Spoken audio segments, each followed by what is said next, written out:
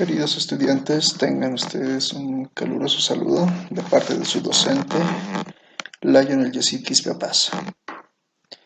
Vamos a dar continuación al tema que ya anteriores clases habíamos estado avanzando y ya estamos llegando a culminar, que es un tema de suma importancia, el cual es la lógica. Hoy lo continuamos y lo culminamos. ¿Sí, chicos? Entonces vamos a empezar. Si bien la anterior clase recuerdan y revisan el video, y lo vamos a complementar con lo que estamos haciendo hoy, ¿qué nos dice? El origen de la lógica. Nos dice que la palabra lógica proviene del griego antiguo que es lógique, que significa intelectual y argumentativo, y el famoso logos, que significa estudio o tratado. Muy bien, deriva de esas dos voces griegas. La segunda flecha nos dice, es un conjunto de conocimientos que tiene por objeto la enunciación de las leyes que rigen los procesos de pensamiento humano. El ser humano, el hombre en específico, se rige por las leyes que va adquiriendo y conociendo según va desarrollándose. El solo hecho de tener un conocimiento ya hace que nosotros desarrollemos esta lógica. Nosotros buscamos la lógica en todo. ¿Y qué es la lógica? Es nada más y nada menos que la búsqueda de la razón. La tercera flecha nos dice, el padre de la lógica es considerado Aristóteles. Y él la definía como la ciencia que estudia los razonamientos correctos y ponía a la misma como un instrumento de las ciencias. Vamos a definir en unos momentos lo que es la ciencia y por qué la lógica es tan importante y por qué la lógica se aplica prácticamente en todo. Todo el tiempo estamos aplicando esta lógica. En unos momentos lo desarrollamos. ¿Cuál es el significado que le damos a la lógica en nuestro diario vivir? Muy bien. Acorta la cantidad de errores en la vida cotidiana. Si yo te doy 10 bolivianos y te compro algo valuado en 7 bolivianos, hasta en eso ya tenemos lógica. Estamos haciendo una operación básica, la cual vamos a tener que quitarle a esos 10 bolivianos 7 bolivianos y vamos a tener que devolverle 3 bolivianos de cambio. Ya tenemos una operación lógica. Repito, y en el anterior video ya les había comentado, el cerebro humano desarrolla en un inicio un cerebro prelógico, un pensamiento prelógico. Cuando son niños, son pequeños, estos niños desarrollan más un pensamiento prelógico. ¿Qué significa el prelógico? Que todavía no es lógico formal del todo. Y eso implica que al ser un pensamiento prelógico no conocemos, por ejemplo, valores, cantidades o demás. Muy bien. Entonces, por ende, si nosotros hacemos el juego con un niño y empezamos a jugar con monedas o con cantidades, el niño se va a ir más por el tipo de cantidad porque va a pensar que tiene un valor más grande, mientras que ustedes se van a ir por lo que significa, por el valor que tiene dicha, por ejemplo, si fueran monedas, con las monedas. A eso le llamamos cerebro prelógico. Si yo tengo en mi mano, por ejemplo, 20 monedas de 20 centavos y tengo dos monedas de 5 bolivianos, el niño con su desarrollo todavía prelógico va a elegir la cantidad, mientras que ustedes se van a guiar por el valor. Entonces tenemos dos tipos de valores ahí, uno prelógico y el otro más lógico. La segunda flecha nos dice, hace que nuestros cuestionamientos permanentemente sobre lo que somos y lo que nos rodea. Esta lógica hace que nos cuestionemos todo. Hace que nos cuestionemos el de dónde somos, de dónde venimos, a dónde vamos, y a la vez trata de resolver esos problemas, porque son cuestiones. En filosofía se le llama la cuestión existencial. Y al hacernos ese tipo de cuestionantes, nosotros vamos a entrar a una nueva forma de desarrollo. Y a eso le vamos a denominar como ciencia, porque la ciencia también es un tipo de investigación basado en la lógica. Al hacernos este tipo de cuestionamientos, porque la lógica hace que nosotros busquemos respuestas en todo el tiempo, a todas las cuestionantes que nosotros vamos adquiriendo, desde el por qué es el cielo azul, por qué las estrellas parpadean, o sea, todo, desde muy pequeños nosotros vamos desarrollando, les repito, de un cerebro prelógico a un cerebro más lógico. La tercera flecha nos dice, es algo que se utiliza en la vida cotidiana. Y ya les había dicho, la lógica está inmersa en todo. Vivimos con lógica desde que nos compramos algo, desde que leemos un texto, desde lo fantasioso. Ya sabemos separar nosotros entre lo que es la realidad y lo que es un mito, por ejemplo. Entonces la lógica está inmersa en eso. Y cuando habíamos hablado de cosmovisión andina en lógica quinzática, ya habíamos hablado un poco de los mitos y la diferencia. Y cómo la lógica entraba ahí. Muy bien. Nos dice, Aristóteles consideraba el uso del silogismo como método esencial para la ciencia. El mismo silogismo tiene una capacidad de deducción genial. Y este silogismo se divide en tres partes. Ya lo vamos a avanzar en futuros temas. Por el momento solamente vamos a dar una pequeña introducción, que son la premisa mayor, la premisa menor y la conclusión. Y vamos a ver cómo funciona. En el anterior video les daba algunos ejemplos. Para tal vez no has escuchado el ejemplo, te has olvidado, te lo voy a repetir. Por ejemplo, cuando nosotros decimos todos los planetas son redondos, como premisa mayor en general, y como premisa menor vamos a poner la Tierra es un planeta. Y nosotros usamos automáticamente nuestra capacidad de deducción para decir la conclusión, que viene a ser la Tierra es un planeta redondo. Entonces ya estamos llegando a deducir. Esa es una de las ideas del silogismo. Y en la segunda flecha nos dice, el panorama cambia en el siglo XX y se da un uso matemático a través de la lógica simbólica. Aristóteles, antes del siglo XX y desde los orígenes de la filosofía, usaba el silogismo para deducir y separar lo que él consideraba la verdad de la falsedad.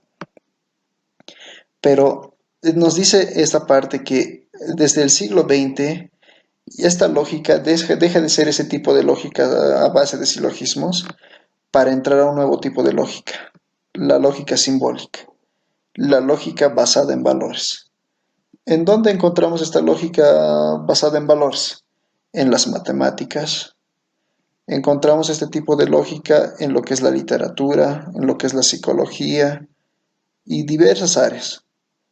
Y su característica esencial es que se basa en la representación de símbolos. Continuamos. Nos dice, el propósito de la lógica. A partir del siglo XIX es una lógica más de tipo general. Trata de demostrar las cosas ya sean de forma inductiva o deductiva.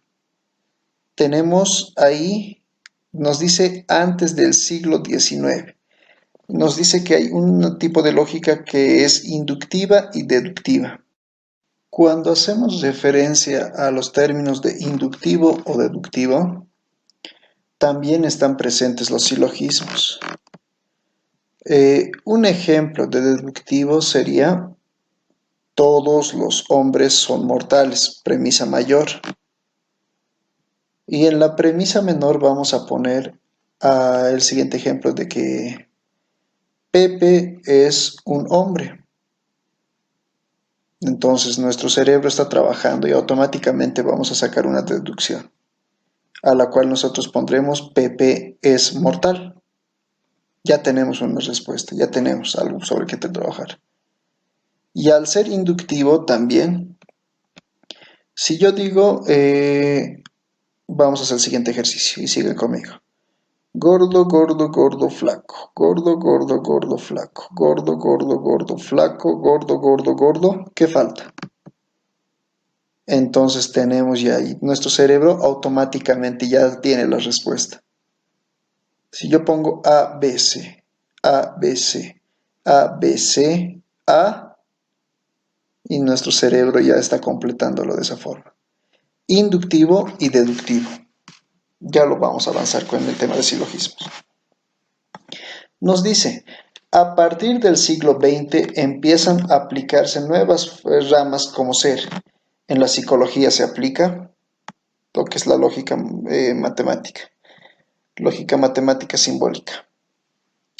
En las matemáticas, lo que decía, se aplica. En la metafísica también se aplica. Y en el lenguaje. No se lleguen a asustar tanto. Esta lógica simbólica se caracteriza por ser básicamente eso, símbolos, formas, figuras. El que le da valor a cada símbolo, forma, figura, somos nosotros. Es un lenguaje artificial, el cual es usado mucho en materias como la matemática, la informática, por ejemplo. La clasificación de la lógica. La lógica se clasifica en dos, la lógica formal y la lógica material. Nos dice, la lógica formal, también llamada lógica pura, es precisamente la ciencia que se rige a través de leyes para realizar la investigación científica. En un determinado tiempo al año, nosotros ya vamos a ver cómo se puede aplicar la lógica en lo que es la investigación. Ahí vamos a tomar nosotros en lo que es una investigación cuantitativa, cualitativa, cuasi experimental, experimentales y puras. Entonces, cada una se caracteriza por distintas formas. Por ejemplo, la GOXO, que significa, por ejemplo, ya estamos hablando de una lógica simbólica. La G que significa grupos, la O que significa diagnóstico 1, la X intervención y diagnóstico 2, esto en una preexperimental, ¿ven? Ya estamos hablando de que se usa este tipo de lógica en lo que es la investigación científica. Pero todavía no nos compliquemos, solamente estamos hablando teóricamente, ¿muy bien? La lógica material. Ahí entran lo que son los silogismos, ya habíamos hablado. En la formal manejamos básicamente leyes. Leyes en base a símbolos y formas y figuras. Pero en la lógica material nosotros vamos a hallar más lo que es el silogismo deductivo, inductivo. Entonces ya vamos a ir desarrollándolos, chicos. Los principios de la lógica. Nos dice que son tres los principios de la lógica. Ya ven, en el anterior video les había dicho. La ley de identidad o principio de identidad, la ley de contradicción o principio de contradicción y la ley del tercero excluido o simplemente principio del tercero excluido. ¿Cuáles son sus características?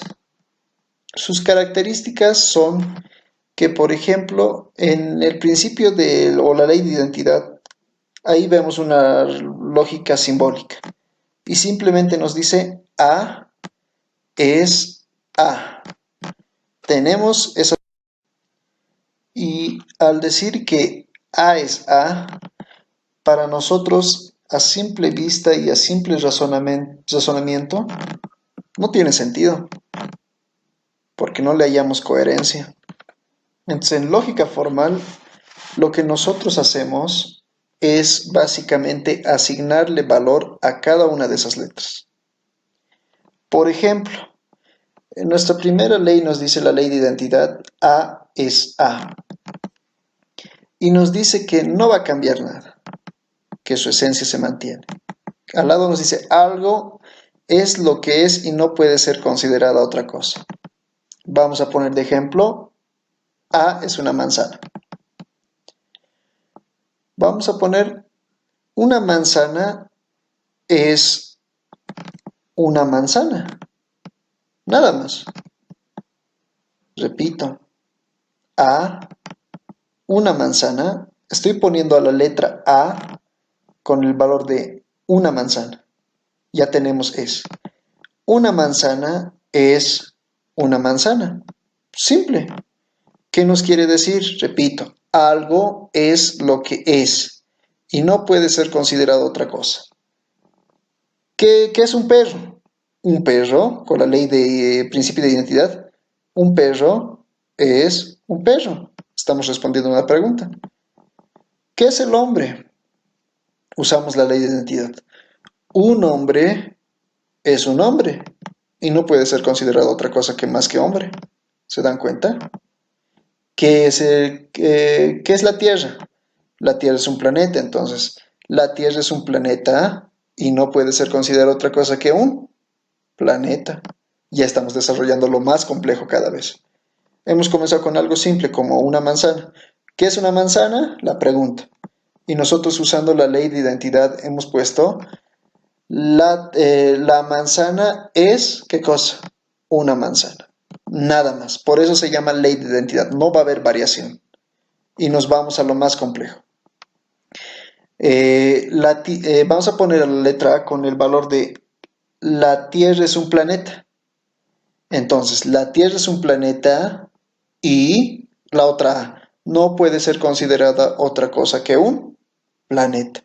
Ya estamos. Cada letra o cada valor puede ser cambiada por nosotros. Porque en este caso hemos cambiado tanto la A, la S y la A. Repito el ejemplo. La Tierra es un planeta, ya tenemos la primera A, y vamos a cambiar la S, y no puede ser considerada otra cosa que un planeta. ¿Ven? Si ponemos al hombre, ponemos de nuevamente con la letra A. El hombre es un hombre y no puede ser considerada otra cosa que hombre. Muy bien, no hay variación. Pasamos al segundo principio. El principio de contradicción, que nos dice A no es menos A. En este principio ya vemos dos valores totalmente distintos. En el primer principio veíamos A es A, o sea, son iguales. Pero ahora en este principio que se llama de contradicción, como su nombre lo dice, vamos a leer un poco. Nos dice, puede llegar a tener dos principios lógicos. Y tenemos en efecto dos principios. En el primero solo teníamos un principio, que era la A. Pero en este caso nos dan dos principios. Una que es A y la otra que es menos A. Ahora vamos a usar un principio de contradicción.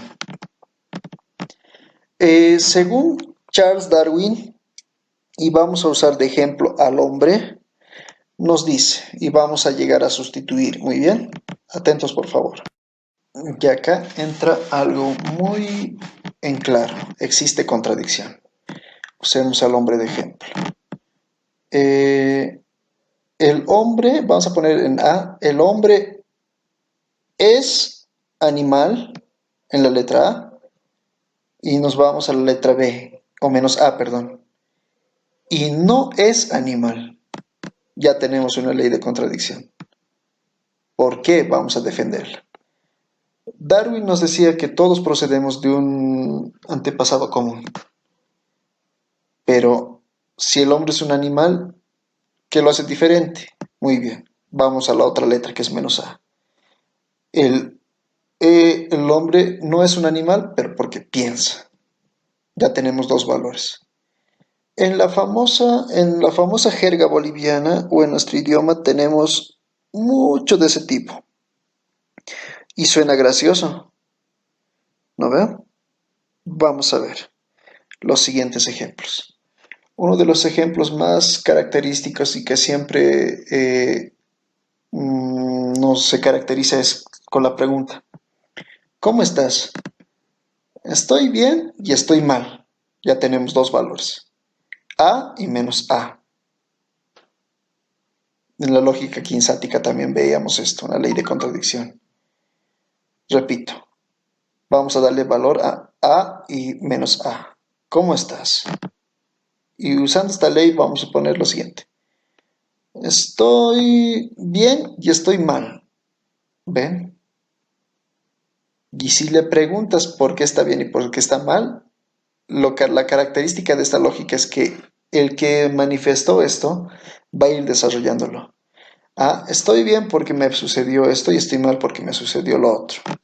Principio de contradicción. Ojo, no hay error en ninguno de estos. No hay falacia. Ya vamos a desarrollar las falacias. Y vámonos al otro. Principio del tercero excluido. Es una de las leyes más importantes. Y esta ley acaba con lo que es el tercer valor, el más o menos, el tal vez, el quizás, el puede ser y demás.